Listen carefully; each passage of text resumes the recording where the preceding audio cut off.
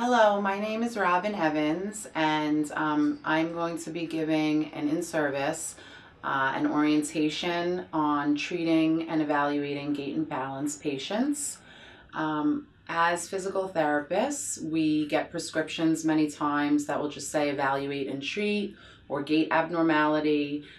So through our subjective questioning, we'll be able to find out a little bit more about what type of balance problem the patient has and what could be the possible underlying diagnosis if it's not already given by the doctor. We know there are many neurological diagnoses which cause imbalance, such as Parkinson's, CVA, brain injury, MS, the list really goes on and on. And there are also patients that we might see in the clinic who have imbalance secondary to a previous fall, a hip fracture, an orthopedic injury. So we may be seeing gait and balance patients of all ages. Certainly we will see a much higher prevalence in the elderly population, and really what our balance therapy needs to focus on overall is fall prevention, and just a lot of functional activities, as you'll see later in the in-service, so that we can prevent falls and help people really function at their highest level and decrease their fear of falling. So the subjective history is very important, obviously. As you would do with any patient, you're going to take a very thorough history. You will always be asking about previous falls. I go back as far as 2 years, questioning them about falls, and also functional tolerance. How far can they walk outside? Do they use an assistive device? How do they do on stairs? Do they need a railing going either up or downstairs? And just getting a general history of the entire picture of what's presenting here. Of course, you're going to look at them as they come into the clinic and get sort of an idea of what functional level they're at. It's also very important to ask about certain medications and be aware of medications that the patient is taking. And then on the evaluation that I've put together, we also, after doing the subjective history taking, would inquire about any ocular changes or deficits, such as cataracts or patients that might have macular degeneration or some vision impairment due to diabetes. So as I go through the questioning, this is the opportunity that I use to educate the patient as to sort of where my line of questioning is going. But I do explain to them that balance is multifactorial, that there are really 3 systems, peripheral systems, that are in constant communication with the brain. So we have the visual system, which is our primary means of balance, which is why I, explain to the patient that they should have their, yearly visual checkup. If they were prescribed distance glasses, they should certainly be wearing them all the time, because those are going to really help enhance their balance. Obviously, the second system is the somatosensory system, and I just give a brief explanation to the patients that you can obviously feel through your feet, such as you know the difference whether you're standing on concrete or if you're on sand. So there are nerves in your feet that communicate to the brain, and the brain in turn gives appropriate signals to have the muscles contract or make certain adjustments in the musculature of the lower legs. And then the third system, which most of our patients are not going to be aware of, is the vestibular system. And I just give them a very brief explanation that it's a very small organ, and it's located behind the eardrum, so it can't be seen on an exam.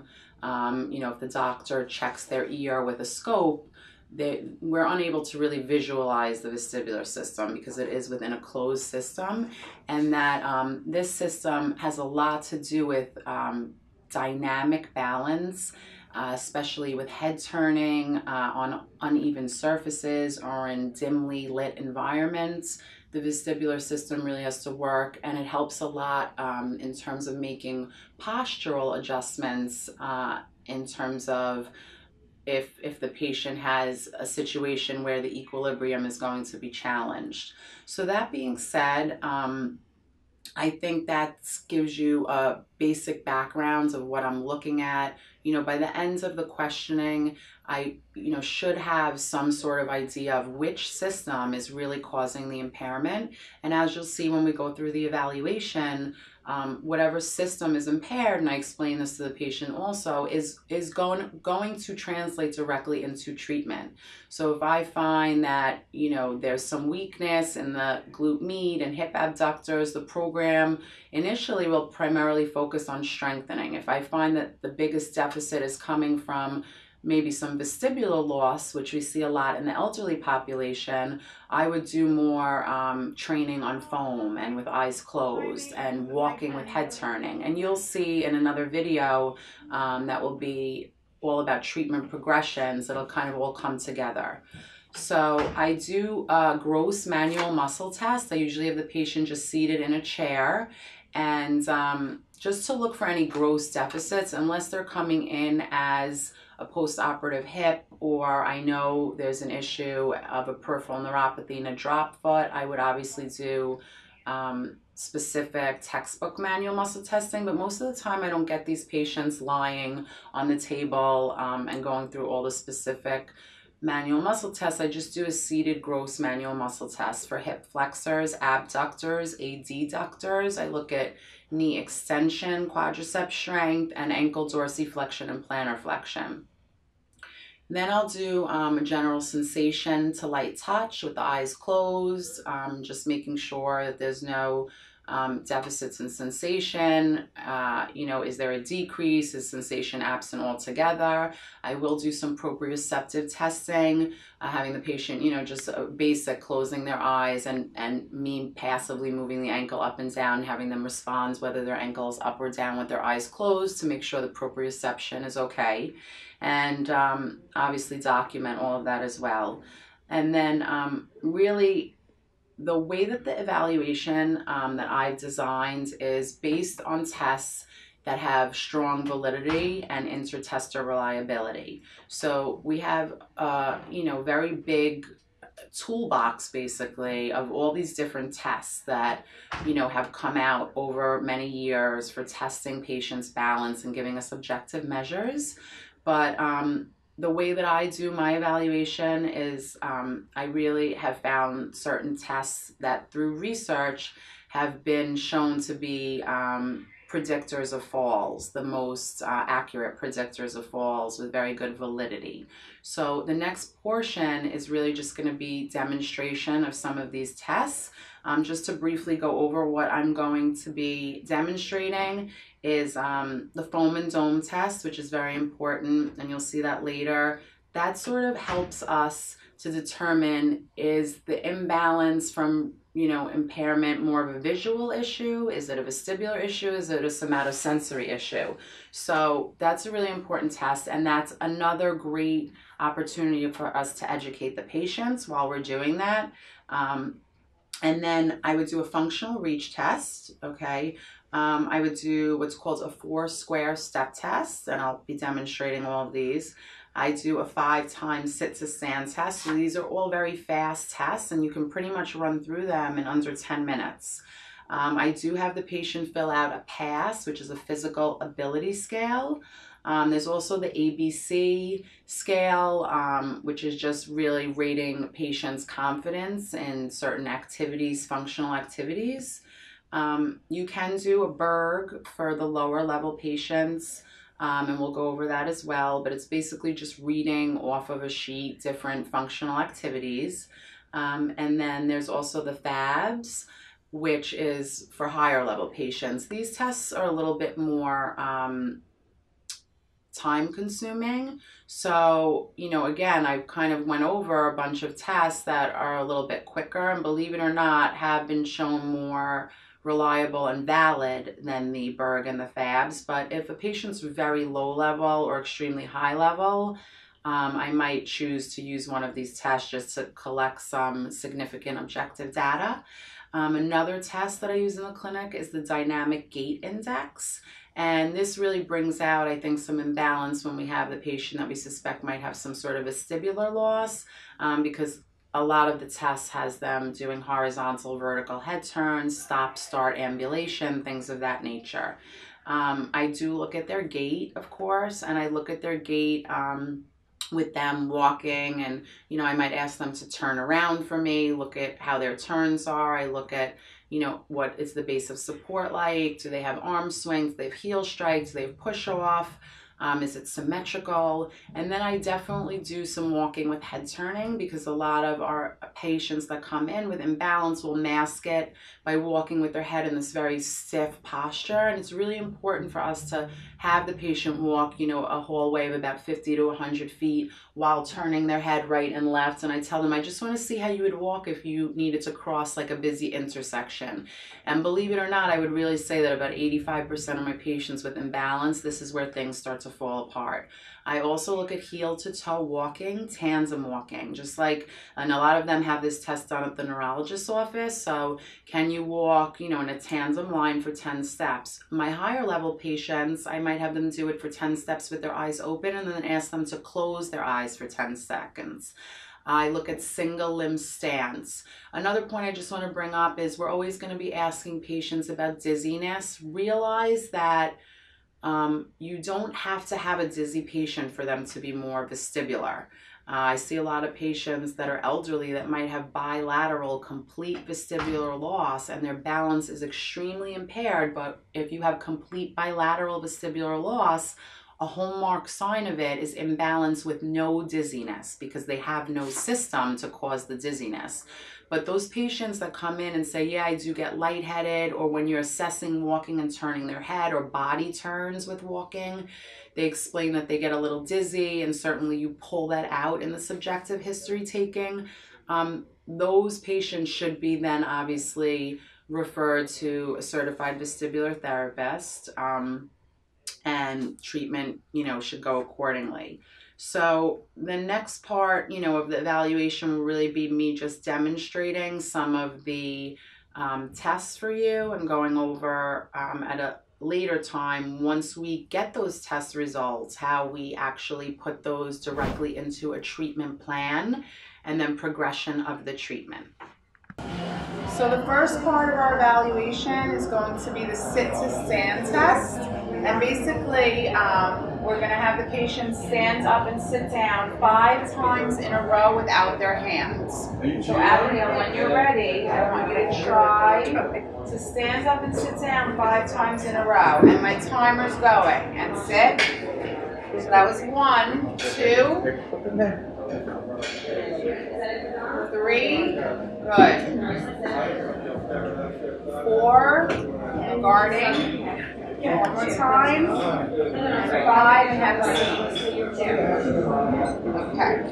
And then we just document our findings. The next part of the test is the tug that I'll go over. So I'm going to have you, when I tell you go, you'll stand up, walk around the cone placed on the floor, back to the chair, and sit.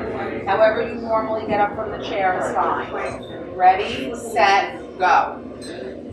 30 seconds.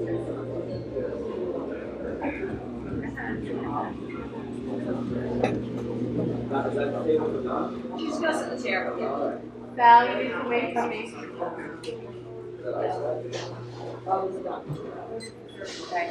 And just know that I begin the timer the minute her bottom leaves the chair, even if it takes her time or several tries to transfer, and I stop the timer when her bottom returns back to the chair.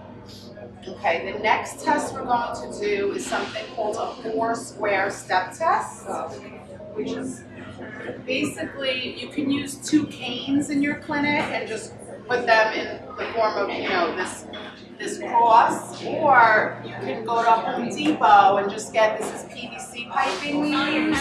It's pretty easy to make. So the next thing we would be doing, I demonstrate, Abigail, what I'm going to have you do is start in this square. And you're going to step forward, right, back, left, and then the other way, right, forward, left, and back. So let's have you come up here, and you're going to guard your patient closely during this. Yes. So I start here and I go. So you're going to do forward, both feet in the first, then to the right. Good. Take your time. You can look down, back. This is hard, and left. It's okay. It's what we need to see. And now right, forward, left, and back. And I stop my timer. Okay, very good. Have a seat. Okay, just so you realize, you're going to be guarding your patients, but this test obviously brings out a lot more deficits. Again, these are quick and easy and reliable ways to test the patients for balance impairments and get some objective measures, which we will repeat all these tests at the reevaluation. The next thing I want to look at is Abigail's static balance. So come on up here to the bar, please. I'm going to have you stand so that your feet are touching one another. Okay, you're going to look straight ahead and cross your arms over your chest. Okay, so this is really looking at the visual system. Her feet are together, touching each other, and I'm timing her for 30 seconds. And this seems pretty easy, correct? Yeah. Okay, so now I want you to close your eyes, right? Now I want you to try and close your eyes. So here we're taking vision away. Same foot position. And 30 seconds. Okay?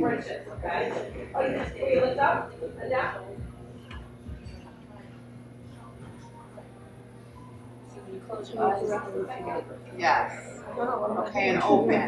So in that position, we're really checking eyes open, vision, eyes closed is proprioception and inner ear. And now we're going to put her on a piece of foam, and we're just going to look at pure vestibular function with balance. So I'm going to have you step up on the foam, feet together, a minute. Look straight ahead. Drop your arms. Marge, you're going to have to wait for me. Eyes are open. Cross your arms over your chest. So we're going to do this eyes open for 30 seconds.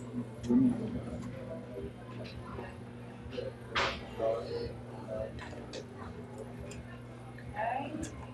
And now I want you to close your eyes. And you see what happens here.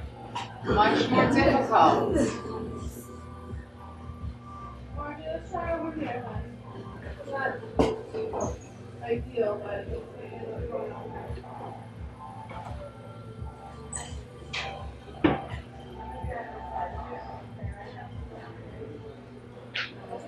Okay, so she held it for 20 seconds, so I would document that. Now you can step off. Now I want you to try to put one foot directly in front of the other. Face the bar. I'm just demonstrating. Okay. So one foot directly in front, look straight ahead and see if you can cross your arms.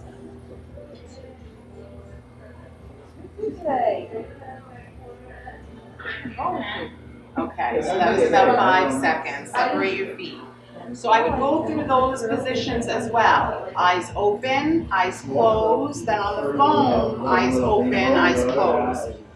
Because she can only hold that about 5 seconds, I'm not going to have her go through the other test because that was eyes open with your feet in this position would be the easiest, and it was very hard for her to hold that. So we would stop there. Are you able to stand on one leg without the right leg touching the left or vice versa? So try and stand on one leg. Okay, so that's really about less than 2 seconds, and you don't want their foot to touch. It should be done like this, and that's going to be a lot more difficult. The patient is going to want to do this, but that's not really true single leg stance. In the next part of the videos, we're going to go over some walking with head turning, so we can actually come over here and use this hallway.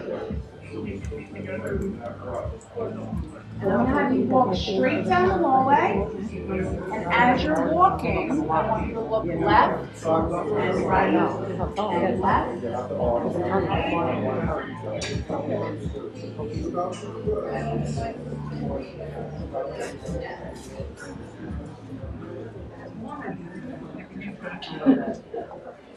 Okay, let's turn around. And now we're going to do up and down, so ceiling and floor.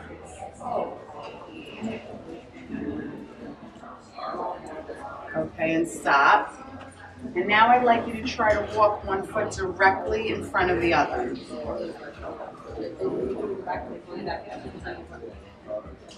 So I'm trying for 10 steps.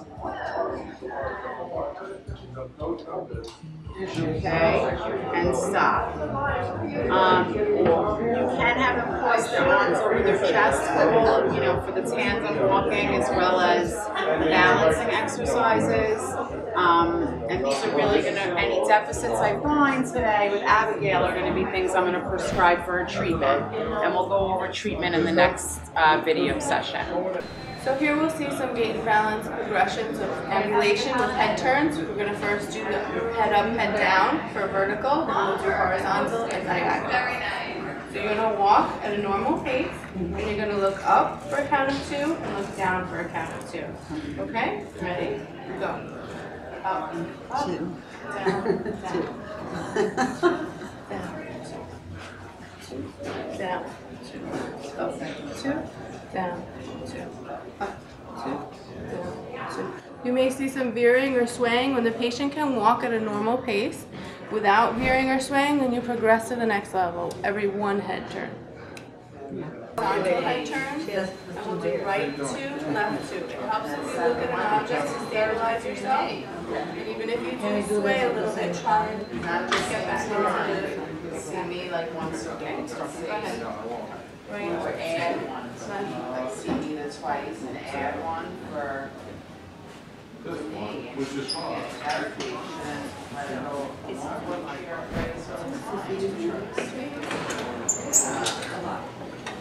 Now what we'll see is a horizontal, a diagonal pattern rather.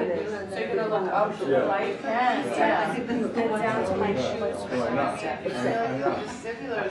So this pattern is more difficult. We start with a 3 count and progress the same way. You might want to wait and when you finish with me, then you do the... Make sure you get 3. 1, 2, 3. It was the opposite side. We're going to do up to left, 2, 3, down, right. Same count on 3. Stand like that. Left, 3, down, right.